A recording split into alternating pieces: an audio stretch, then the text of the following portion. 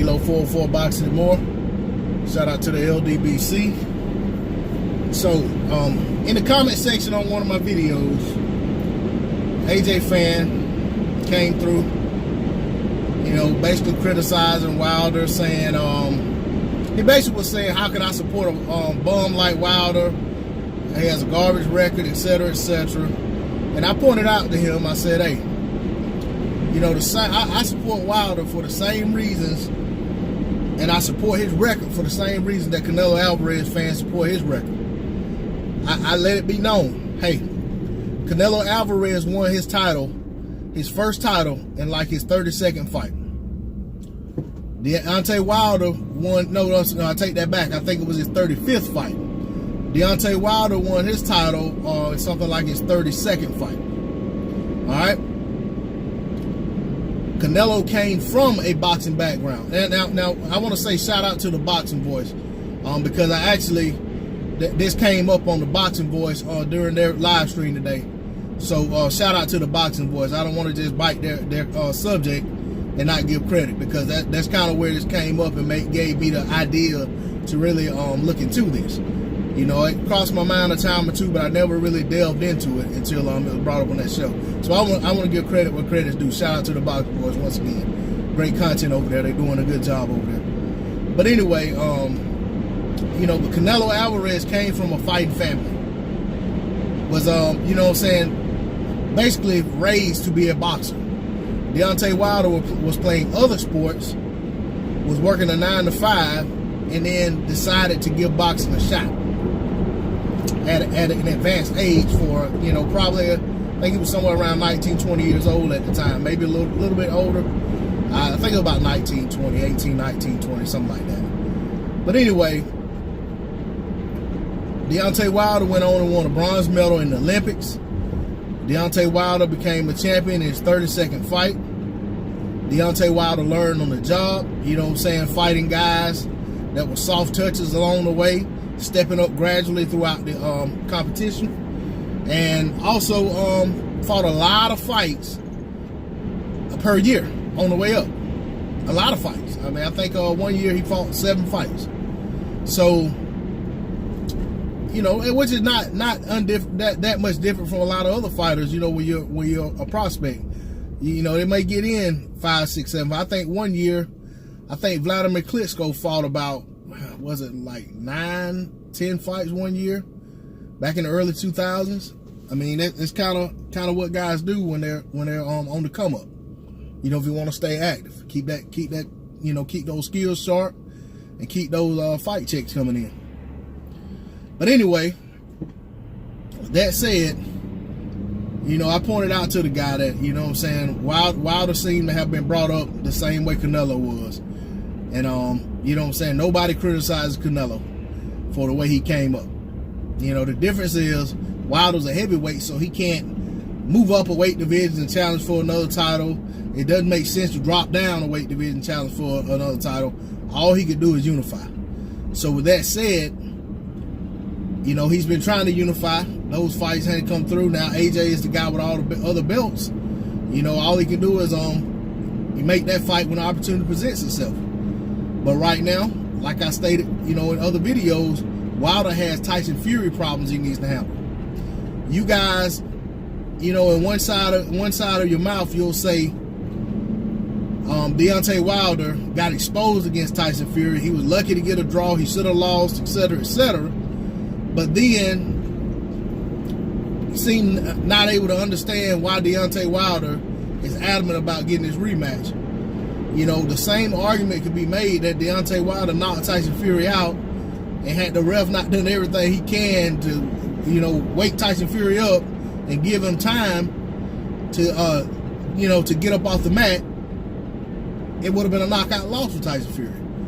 But that is the reason you have rematches when there's a draw or when there's any type of controversy. In this situation, we got a draw with controversy. That merits a rematch. And anything aside from that needs to wait. Wilder has a mandatory with Dominic Brazil that's basically became due late 27. No, it didn't become due. he became the mandatory late 2017. After Wilder beat Stavern, and I think Brazil beat Molina to become that mandatory. I may be wrong. It may have been, I think it was Molina. But anyway, whoever it was, Brazil became the mandatory. And since Brazil has been the mandatory, Wilder, of course, went on from the Stavern fight to fight Luis Ortiz. And then he had negotiations with Anthony Joshua that drug out for months and months and months. And then he went on to fight Tyson Fury. So with the WBC, it's pretty much saying they're sanctioning or demanding the Fury rematch. Mauricio Sulaiman has said that he basically that they okay the fight for Undisputed because that's the fight they've been wanting. That's what the WBC said. They've been wanting the fight for Undisputed. So they give him a pass for that. And I'm sure he could fight his mandatory and get a pass for that. But ultimately, it's in Tyson Fury's court to say yay or nay about whether or not he wants a rematch. And if the rematch happens, I fully support that. If Wilder fights AJ, I fully support that. I welcome that. I encourage that. If Wilder fights his mandatory and get him out of the way so he quit running his mouth, and that he don't have to worry about that coming up later on down the line, I support that as well. But what I don't support is all of this criticism and trying to ridicule Deontay Wilder for coming up the way he came up when, you know what I'm saying, it only made sense to bring him up slow with his background. You know that when Deontay Wilder came up, that's another thing this guy said. When I told him that about Canelo, he said, well, don't you agree that it is, what is the word? He said it's amazing what Anthony Joshua accomplished in 21 fights versus what Deontay Wilder accomplished in 41 fights. And he's talking about the fact that Anthony Joshua became a champion somewhere around his 15th fight. He became unified, basically a three sanctioned body belt holder in his 20th fight, I think it was, against Joseph Parker. I think that was fight 20. And he was saying, isn't that amazing? And I told him, no, I'm not impressed by that at all. To become champion, Anthony Joshua had to beat Charles Martin. Charles Martin won that championship because his opponent injured his leg in the fight and couldn't continue. So he pretty much was given a title. It wasn't his fault. He showed up to fight. It wasn't his fault his opponent's leg gave out. Maybe the opponent went into training camp, had an injured leg, didn't want to put the fight off, thought he could pull it out. And it didn't work out for him. Not Charles Martin's fault. Not Anthony Joshua's fault that Charles Martin was the champion.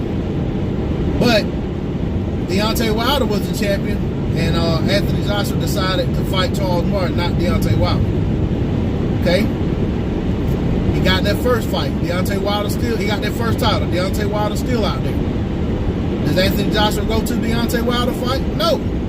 He goes and fight Vladimir Klitschko for a vacant title that Luis Ortiz should have been fighting for. But hey, it is what it is. They got the fight for it. Luis Ortiz didn't, and he beat Vladimir Klitschko, who hadn't fought in almost 2 years. Was coming off 2 lackluster performances, one in which he lost to Tyson Fury, and was 41 years old, or somewhere along there, 40-something years old. All right. AJ won the fight. He has his second title. I'm still not impressed. Okay. Third title fight comes along. He fights Joseph Parker, who won a razor-thin decision against Andy Ruiz. A lot of people felt he lost that fight, but he got that one. He won that fight. He had a voluntary defense against Hughie Fury. A lot of people feel he lost that fight. He won that fight. I think they fought on YouTube. Alright? So then Anthony Joshua goes on to beat him. And now he has 3 belts. inside of 21 fights. Inside of 21 fights. Let's just say that. All right. For Deontay Wilder to have become a heavyweight champion at any point between fight number 15, pretty much all the way up to fight number 30. But let's just say 15 and 21 because Anthony Joshua did it inside of 21. For Deontay Wilder to have became a champion in that time frame, he would have had to beat one of two men. Deontay Wilder would have had to beat Vladimir Klitschko, who at that time, when Deontay Wilder was hovering around his 15th fight, Vladimir Klitschko was 55 and 3, had 48 KOs, and he was on a 7-year, 13-fight win streak. Had Deontay Wilder been successful, or had he tried to fight the other champion for his belt instead, either way, whether he beat one and unified with the other, or whether he pursued the fight with one or the other guy was Vitaly Klitschko, who at the time was 43 and 2, with 40 KOs, 12-fight win streak over the span of 8 years. Those were the two guys that held titles when Deontay Wilder had 15 professional fights. I will be blatantly honest.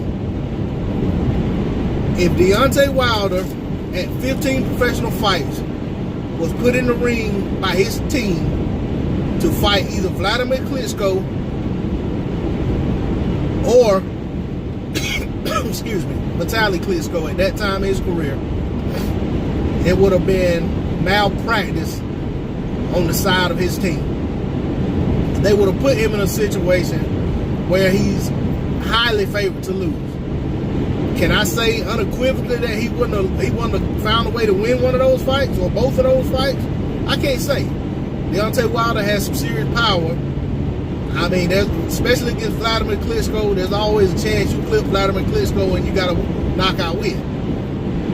But if you look at the way Deontay Wilder fought at that time, the people he was fighting, I'd say anyone who says he was ready to fight Vladimir Klitschko or Vitaly Klitschko at that time would be lying to themselves. And I'll go as far to say the Anthony Joshua who fought Charles Martin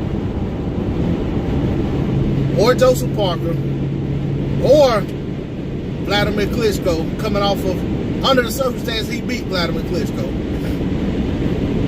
would have been in a situation catered for him to lose fighting either of those Klitschko brothers at that time in their career.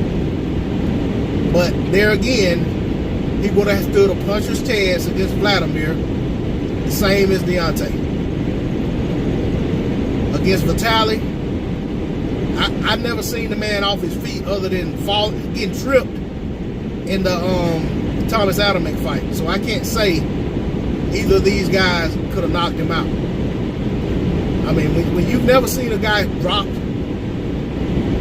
it's hard to say that you think this person could have knocked him out or that person could have knocked him out. But that said, that's the situation Deontay Wilder was in if he had tried to pursue a title in his 15th fight. Those were the two title holders. That's a far cry from Charles Martin and Joseph Parker. That's a far cry from fighting for a vacant title against Vladimir Klitschko, coming off of two subpar performances, one in which he looked poor and lost against Tyson Fury, almost a 2-year layoff, and 41 years old.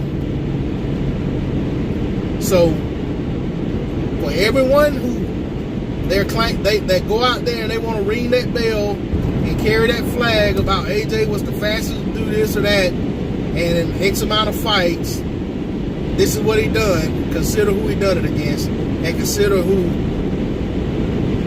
Deontay Wilder would have had to do it against had he tried to do the same thing. Deontay Wilder very well could have ruined his career trying to fight Vladimir Klitschko and Vitaly Klitschko when he had 15 fights. In fact, I'll go as far as to saying Anthony Joshua was fortunate he didn't ruin his when he fought Vladimir Klitschko. He was very close to being knocked out. So, very close. But he persevered, he pulled through, he showed his championship medal, and he pulled that fight out, and he got a late stoppage in that fight. So much respect to him for what he done in that fight. But that's all I'm going to say on the subject. I'm pretty sure this video will probably be met with some criticism, some harsh comments, and some excuses, and, you know, buts, a lot of buts, because that's what I got on these other videos, a lot of buts. And maybe I'll respond to the comments, and maybe I'll make a video about the comments, who knows. But anyways, D-Lo 404 Boxing and More. Shout out to the LDBC. To my subscribers, I appreciate your viewership. I appreciate your support to my channel. Anyone that hasn't subscribed, I ask that you please subscribe. Please like, share, and comment as well. I'm out. Peace.